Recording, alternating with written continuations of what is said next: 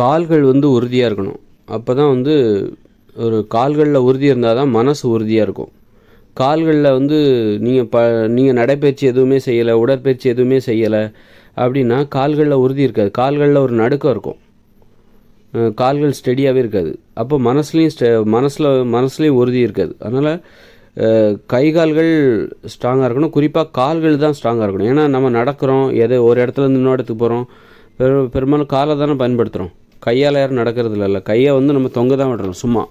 அப்படி இருக்கும்போது கால்கள் உறுதி தான் மன உறுதிக்கு அடிப்படை. கால்கள் உறுதிங்கிறது அதை எப்படி ஏற்படுத்த முடியும்? தானாக இயற்கையெல்லாம் இருக்காது. கால்களில் இயற்கையாகவே உறுதி வந்துடாது. அது நம்ம அதுக்கு பயிற்சி கொடுக்கணும். நடைப்பயிற்சி செய்யணும், உட்கார்ந்து எழுந்திருக்கிற ஏதாவது கையில் ஒரு 10 கிலோ வெயிட்டை தூக்கிட்டு ஒரு 20 வாட்டி உட்காந்து எந்திக்கணும்.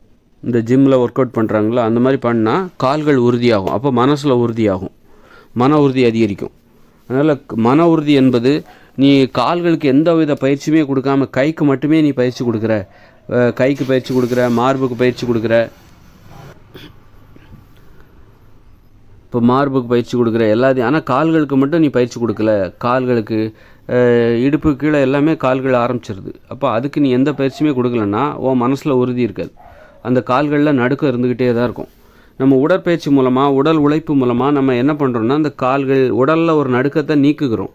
டெய்லி நம்ம உடல் உழைப்பு சார்ந்து ஏன் வாழணும், ஏன் நடைப்பயிற்சி செய்கிறாங்க? அப்போ தான் உடம்பு உறுதியாகும். உடம்புல வந்து ஒரு நடுக்கம் இருக்குது. இப்போ டெய்லி நம்ம குளிக்கிறோம்ல, அழுக்கு தீர குளிக்கிறோம்ல, குளித்தா எதுக்கு டெய்லி குளிக்கிறோம் அப்படின்னா அப்போ தான் உடம்புல அழுக்கு சேர்ந்துக்கிட்டே இருக்கும். அந்த அழுக்கை நீக்கிறோம்.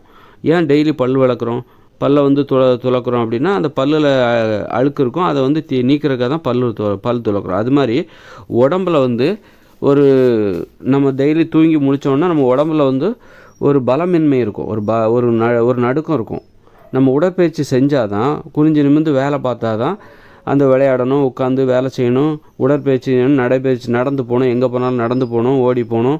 இப்படி உடல் உழைக்கும் போது அந்த உடம்புல உள்ள நடுக்கம் வெளியில் போகும். உடல் பலமாகும். உடல் வந்து பலமாகும். அப்போ மனசும் பலமாகும். குறிப்பாக கால்கள் வந்து உறுதியாக இருந்தால் தான் மனசு உறுதியாக இருக்கும். அதனால் வந்து நீங்கள் மன உறுதிங்கிறது எங்கேருந்து வருது? அது நாம் தான் ஏற்படுத்தணும். தினமும் நாம் எப்படி குளிக்கிறோமோ, தினமும் நம்ம உடம்பை எப்படி சுத்தப்படுத்துகிறோமோ, அது மாதிரி நம்ம உடம்பில் ஒரு உறுதியற்ற ஒரு நிலை இருக்குது. அந்த நிலையை நீங்கள் தினமும் வெளியே அனுப்பணும், வெளியேற்ற வேண்டும். நம்ம உடம்புல வந்து ஒரு உறுதியற்ற நிலை இருக்கும். மனசுலையும் சரி உடம்புலையும் சரி ஒரு உறுதியற்ற நிலை உடம்புக்குள்ளே இருக்கும். தினமும் வந்து சேரும். தினமும் உடம்பு எப்படி அழுக்காகுதோ அது மாதிரி நம்ம உடம்பும் உறுதியற்ற நிலை உடம்புக்குள்ளே வரும். அதை வந்து என்ன பண்ணணும்? உடல் உழைத்து உட்கார்ந்து நிமிர்ந்து வேலை பார்த்து நடந்து ஓடி வேலை பார்ப்பதன் மூலமாக, உடல் உழைப்பதன் மூலமாக உடம்புக்குள்ளே இருக்கிற அந்த உறுதியற்ற நிலையை நீக்கி உடம்பை உறுதியாக மாற்றுகிறோம். அதில் முக்கியமாக கால்கள் வந்து உறுதியாக இருக்கணும். இடுப்புக்கு கீழே உறுதியாக இருந்தால் தான் நம்ம மனசு உறுதியாக இருக்கும். அதனால் அதை உறுதியாக்கணும்னா நல்ல குத்த வச்சு உட்காந்து எழுந்திருக்கணும். கீழே சமணம் கொட்டி உட்கார்றது அதெல்லாம் ரொம்ப முக்கியம். அப்புறம் வந்து கையில் வந்து இந்த கையில் ஒரு 5 கிலோ, இந்த கையில் ஒரு 5 கிலோ, 2 கிலோ, 2 கையிலையும் மொத்தம் 10 கிலோ தூக்கி உட்காந்து ஒரு 50 வாட்டி எழுந்துருங்க. இடுப்பு, கால், கையெல்லாம் வந்து ஸ்ட்ராங்காக மாறிடும். மன உறுதி பயங்கரமாகும். மன உறுதியை அதிகப்படுத்துறதுக்கான பயிற்சி இது. கால்களை மட்டும் உறுதி செய்யாது. கால்கள் உறுதியானால் மன உறுதி அதை மனசில் பார்க்கலாம். கால்கள் உறுதியாகும்போது அந்த உறுதியை வந்து நம்ம மனதில் உணர முடியும். மனசுங்கிறது வேறு ஒன்றும் இல்லை, உடம்போட பிரதிநிதி தான். உடம்பில் என்ன நடக்குதுங்கிறத பார்க்குற ஒரு ஊடகம் தான். உடம்பில் என்ன நடக்குது அப்படிங்கிறத தெளிவாக பார்த்து தெரியக்கூடிய ஒரு ஊடகம்தான் மனம். அதனால் வந்து கால்களுக்கு உறுதி கொடுக்கணும். அதுக்கு தான் நடைப்பயிற்சி. வேறு நடைப்பயிற்சி மட்டும் கொடுத்தா மட்டும் கால்கள் உறுதியாகுது. உட்கார்ந்து எழுந்திருக்கணும், அந்த முட்டி மடங்கணும்.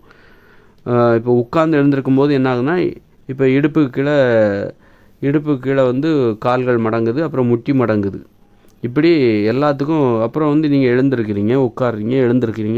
இப்படி 50 வாட்டி எழுந்தீங்கன்னா அந்த இடுப்புக்கும் பலமாக இருக்கும், அந்த முட்டிக்கும் பலமாக இருக்கும், கரண்ட காலுக்கும் அது ஒரு பலமாக இருக்கும். மனசு அப்போ தான் உறுதியாக நிற்கும், ஸ்டெடியாக இருக்கும். கால் ஸ்டெடியாக இருந்தால் தான் மனசு ஸ்டெடியாக இருக்கும். இப்போ பில்டிங் ஸ்ட்ராங், பேஸ்மெண்ட்டம் வீக் அப்படின்னுவாங்களா, அது ஒரு நடுக்கம். அந்த நடுக்கம் எல்லாருக்குமே இருக்கும். அந்த நடுக்கத்தை போகணும்னா நீங்கள் இந்த காலுக்கு பயிற்சி கொடுக்கணும். நடக்கணும், ஓடணும், உட்காரணும், எழுந்திருக்கணும். குறிப்பாக உட்கார்ந்து எழுந்திருக்கிற அந்த பயிற்சி இருக்குல்ல, குத்த வச்சு உட்கார்ந்து எழுந்திருக்கிற பயிற்சி, அதை டெய்லி 50 வாட்டி பண்ணால் தான் கையில் ஒரு 10 கிலோ வெயிட்டை தூக்கிட்டு நீங்கள் உட்கார்ந்து எழுந்துருங்க. அப்போ கால்கள், இடுப்பு, எலும்பு, சிந்தனை எல்லாம் தெளிவாக உறுதியாக மாறும். சிந்தனை, மனசு எல்லாம் உறுதியாக மாறும். அதனால் மன உறுதிங்கிறது எப்படி வரும்? இயற்கையாக அவருக்கு இருக்குது, இவருக்கு இருக்குது. இயற்கையாக வரும்போலுக்கு அது பிறப்பு வழி, மரபு வழி அப்படிலாம் ஒன்றும் கிடையாது. நான் மன உறுதியற்ற நிலைமை தான், நீ மன உறுதியற்ற நிலை தான் நம்ம உடம்பு இருக்குது. அதை நம்ம மன உறுதியாக மாற்றணும். தினம் மன உறுதியாக மாற்றணும். எப்படி நீ குளிக்கலைன்னா உடம்புல அழுக்கு சேர்ந்துக்கிட்டு இருக்குமோ, அது மாதிரி நீ உடற்பயிற்சி செய்யலைன்னா உடம்புல உறுதியற்ற நிலை வந்துடும். உடற்பயிற்சி செய்து உடம்பில் உறுதியை சேர்க்க வேண்டும். அப்புறம் திரும்ப டெய்லி சேர்க்கணும். அப்புறம் திரும்பவும் ஒரு நாள் உழைச்சி களைச்சி போய் தூங்கி எந்திக்கும் போது உடம்புல உறுதி இருக்காது. திரும்பவும் உடல் உழைச்சி உடற்பயிற்சி செய்து உடம்பில் உறுதியை கொண்டு வர வேண்டும். அதனால் உடல் உறுதி, மன உறுதி என்பது கால்கள் உறுதி ரொம்ப முக்கியம். கால்களை உறுதியாக வைத்துக்கொள்ள வேண்டும். முட்டிலாம் ஏன் வலிக்குது? எப்படி முட்டி வலிக்குது, என்னால் நடக்க முடியலங்க? கால்களை பயன்படுத்துகிறதே கிடையாது, நடக்கிறதே கிடையாது. அதை பயன்படுத்தினா தானே அது ஒழுங்காக வேலை செய்யும். இப்போ ஒரு வண்டி இருக்குது, அதை வண்டியை நம்ம யூஸ் பண்ணணும்ல, அப்படியே கடந்தால் துரு பிடிச்சிடாது. அது மாதிரி தான் உடம்பும் அப்படி தான். நம்ம அதை உட்காந்து எழுந்திருக்கணும், திரும்பணும், வளையணும், குனியணும், நிமிரணும். இப்படி முழுமையான அந்த அசைவுகளை அந்த உடம்புக்கு கொடுக்கணும். அப்போ தான் அது ஒழுங்காக வேலை செய்யும். எந்த வேலையுமே கொடுக்கல அப்படின்னா அது அப்படியே ஸ்டக் ஆகிடும். அந்த குனிஞ்சி நிமிந்து உட்காந்து எழுந்து திரும்பி அந்த முழுமையான அசைவுகளை கொடுக்கணும். இல்லைன்னா என்ன ஆகும்னா, அந்த அசைவுகள் வளைய வேண்டிய இடத்துல, அசைய வேண்டிய இடத்துலலாம் தேவையில்லாமல் கொழுப்பு சேர்ந்து அப்படியே ஸ்டக் ஆகிடும். ஸ்டக் ஆகும்போது தான் அப்புறம் நடந்தாலே வலிக்கும், குனிஞ்சாலே வலிக்கும். அப்புறம் என்ன சொல்லிடுவாங்க அப்படின்னா, ஏன் நடக்கலை? நடந்தால் எனக்கு முட்டி வலிக்குது, அதனால் நடக்கலான்றோம். நீ நடக்காமல் இருந்ததுனால தான் உனக்கு முட்டியே வலிக்குது. கால் ஏன் வலிக்குதுன்னா, நீ நடக்காமல் இருந்ததுனால தான் உனக்கு கால் வலிக்குது. உனக்கு ஏன் இடுப்பு வலிக்குதுன்னா, நீ குனியாமல் இருந்ததுனால தான் உனக்கு இடுப்பு வலிக்குது. அப்புறம் என்னென்னா, எதுக்கு குனிய மாட்டேங்கிறேன்னா இடுப்பு வலிக்குது, எதுக்கு நடக்க மாட்டேங்கிறேன்னா எனக்கு கால் வலிக்குது, முட்டி வலிக்குது அப்படின்னு சொல்கிறது. அந்த முட்டி வலி மேலே பழிய போட்டுருது, இடுப்பு வலி மேலே பழிய போட்டுருது. ஏன் உட்கார மாட்டேன்ற, ஏன் குனிய மாட்டேன்ற, ஏன் அப்படின்னா ஏன் இடுப்பு வலிக்குது, ஏன் நடக்க மாட்டேன்ற, ஏன் கால் வலிக்குது, முட்டி வலிக்குது, அதனால தான் நடக்கலை. நீ நடக்காதனால தான் உனக்கு முட்டி வலிக்குது. நடக்கணும், ஓடணும், உட்காரணும், எழும்பணும், குனியணும், நிமிரணும், ஓடணும், ஆடணும், சாடணும்.